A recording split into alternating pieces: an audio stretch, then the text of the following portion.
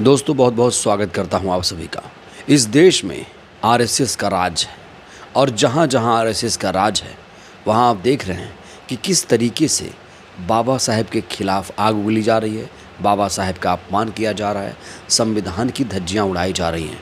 और इसीलिए इस समय जो अंबेडकर के अनुयायी हैं वो सड़कों पर उतर आए हैं।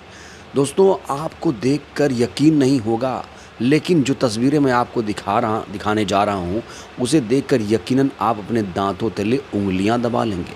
ऐसा पहली बार हुआ जब आरएसएस के खिलाफ इतनी बड़ी तादाद में अंबेडकरवादियों ने सड़क पर उतरकर आंदोलन किया। आरएसएस को बैन करने की मांग की, संविधान बचाने की आवाज़ किस तरीके से उठाई जा रही है इन तस्वीरों में आप देखिए। ये संघर्ष नफरत के खिलाफ और बराबरी के हक का है। डॉक्टर बाबा साहेब अम्बेडकर के अनुयायी आज भी न्याय और इंसाफ की राह पर हैं। इन तस्वीरों को देखिए दोस्तों, यहाँ पर पूरे सड़क को नीला कर दिया गया है। ये जो आक्रोश है ये महाराष्ट्र से निकलकर सामने आया है। आरएसएस मुर्दाबाद के नारे लगाए गए हैं। इसमें कह रहे हैं लोग कि हमारा देश फुले साहू अम्बेडकरवादी विचारधारा से चलेगा, मनुवाद से नहीं चलेगा। जय भीम, जय संविधान, जय भारत की यहाँ पर नारेबाजी की जा रही है। दोस्तों ये जो तस्वीरें मैं आपको दिखा रहा हूँ ये तस्वीर है महाराष्ट्र के संभाजी नगर से। महाराष्ट्र से ये चिंगारी उठ चुकी है और ऐसा पहली बार हुआ है जब आरएसएस के खिलाफ किसी ने सड़क पर उतरकर अपना आक्रोश जाहिर किया। ये तो सभी को पता है कि जो अम्बेडकरवादी हैं वो आरएसएस को पसंद नहीं करते हैं, उसकी आइडियोलॉजी को पसंद नहीं करते हैं, उसकी विचारधारा को पसंद नहीं करते हैं। लेकिन इस तरीके से खुले तौर पर उसका इजहार कर देना कि हम ऐसी विचारधारा को बैन करने की मांग करते हैं, ऐसी विचारधारा से नफ़रत करते हैं, दोस्तों ऐसा पहली बार हुआ है और इसकी चिंगारी जो है कहा जा रहा है महाराष्ट्र में फूटी है। आप इन तस्वीरों को देखिए और महसूस करिए कि अम्बेडकरवादी कितने ज़्यादा मनुवाद से परेशान हैं, आरएसएस की विचारधारा से इनको कितनी ज़्यादा दिक्कत है। ये दोस्तों इन तस्वीरों को देखकर समझा जा सकता है। आरएसएस के खिलाफ ये आक्रोश मोर्चा है। हज़ारों लोग हज़ारों की संख्या में इस मार्च में, इस मोर्चा में शामिल हुए हैं और कहा जा रहा है ये जो मामला है सिर्फ महाराष्ट्र तक सीमित नहीं रहेगा। आपको बता दें कि महाराष्ट्र में भी डबल इंजन की सरकार है और मध्य प्रदेश में क्या कुछ हो रहा है वो तो आप लोग देख ही रहे हैं। किस तरीके से बाबा साहेब का अपमान किया जा रहा है। आपने सुप्रीम कोर्ट के सीजेआई को देखा, जूता उछाल दिया गया। जिसने जूता उछाला वो भी मनुवादी था, वो भी आरएसएस की शाखा में जाता था। तो इसीलिए जो तमाम अम्बेडकरवादी हैं अब सड़क पर उतर आए हैं। और दोस्तों कहा तो ये भी जा रहा है कि कर्नाटक में आरएसएस को बैन कर दिया जाएगा। कर्नाटक में भी ऐसी आवाज़ें उठ रही हैं। लेकिन महाराष्ट्र में जो कुछ हुआ उसने पूरे देश की आंखें खोल कर रख दी हैं। और आपको ये भी बता दें कि ये तस्वीरें आपको टीवी पर नहीं दिखाई जाएंगी।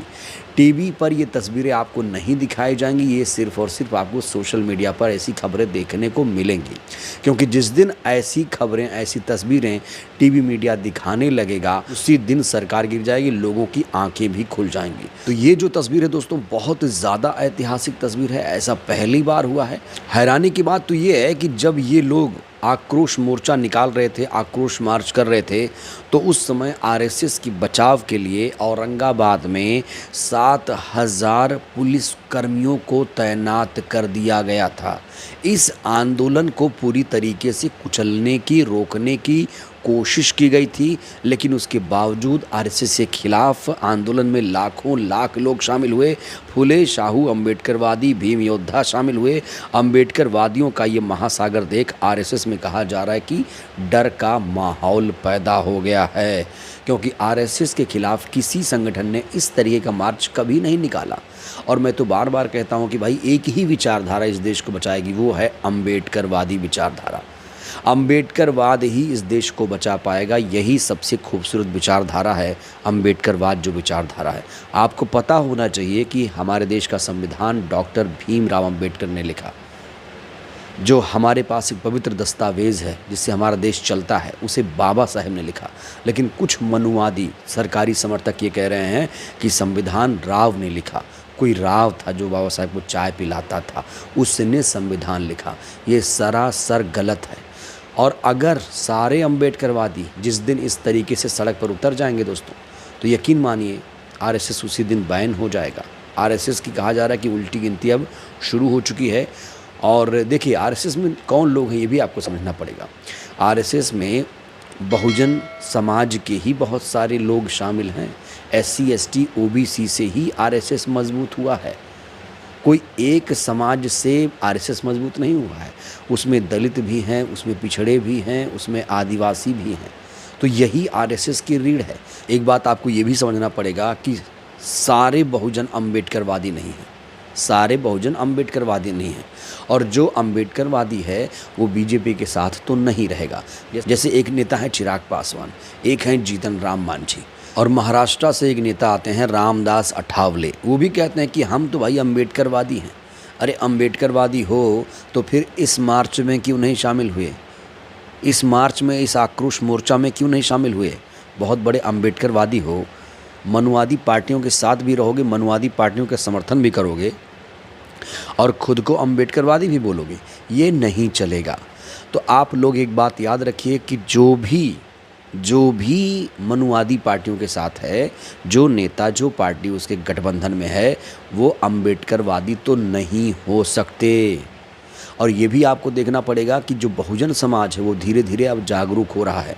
वो बाबा साहेब को भगवान मानने लगा है, क्योंकि बाबा साहेब नहीं होते तो आज इनकी हालत कैसी होती दोस्तों, आप समझ सकते हैं। अभी देश में एक नया ड्रामा शुरू हुआ कि हिंदू खतरे में है, हिंदू खतरे में है। और तमाम जो फर्जी बाबा हैं वो ये कह रहे हैं कि हम हिंदू राष्ट्र बनाएंगे। आप तो सुन ही रहे होंगे, खबरें लगातार आती हैं। हिंदू राष्ट्र के लिए बाकायदा मार्च निकाला जा रहा है, निकालने की तैयारी है नवंबर में। एक फर्जी बाबा है, वो कह रहा है हिंदू राष्ट्र के लिए हम मोर्चा खोलेंगे। तो अगर ये पार्टियां, जो डबल इंजन सरकार है, अगर वाकई ये इस संविधान की प्रेमी होती, बाबा साहेब से मोहब्बत करती, तो ऐसे फर्जी बाबाओं पर तुरंत लगाम लग जाती। बाबा साहेब की मूर्ति हर हाई कोर्ट में लग जाती। लेकिन यही वजह है कि जो मनुवाद है वो हावी है। ये जो सरकारें चल रही हैं वो मनुवादियों की सरकारें चल रही हैं। शायद इसीलिए ऐसे लोग हिंदू राष्ट्र की डिमांड कर लेते हैं।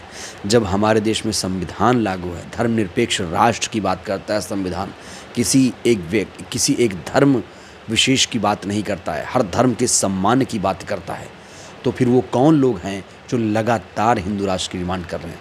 दोस्तों ये हमें अब आपको बताने की ज़रूरत नहीं, आप लोग खुद समझदार हैं कि किस तरीके से आजकल बाबा साहब के खिलाफ नफरत उगली जा रही है।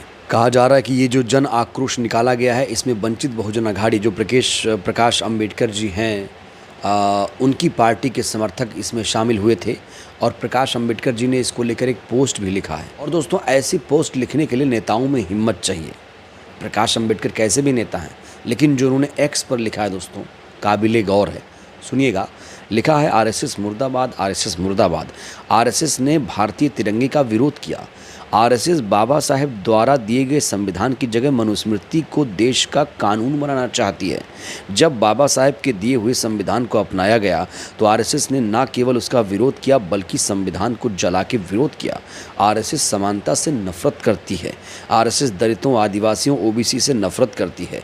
आरएसएस बौद्धों, मुसलमानों, ईसाइयों से नफरत करती है। आरएसएस मुर्दाबाद, आरएसएस मुर्दाबाद के नारे यहाँ पर प्रकाश अम्बेडकर भी लगा रहे हैं। वहीं बहुत सारे लोग ये तस्वीर देखकर अपनी अपनी प्रतिक्रियाएं दे रहे हैं। एक्स पर एक यूज़र लिखती हैं कि ये हुंकार है फुले पेरियार अम्बेडकर के विचारों की। कर्नाटक के बाद प्रतिबंध लगाने की लड़ाई अब महाराष्ट्र में। तो कहा जा रहा है कि कर्नाटक में तो प्रतिबंध होने जा रहा है आरएसएस पर, अब महाराष्ट्र में भी बैन लगाया जाएगा।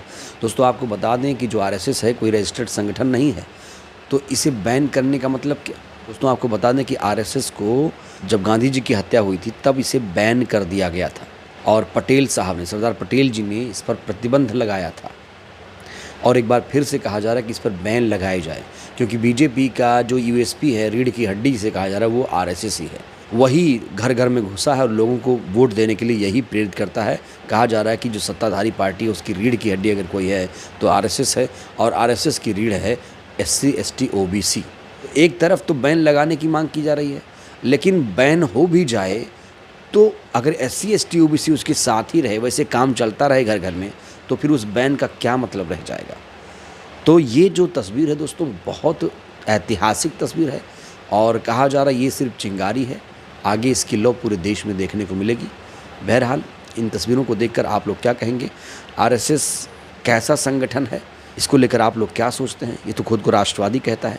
आप लोग क्या सोचते हैं? राय दीजिए। बहुत बहुत धन्यवाद।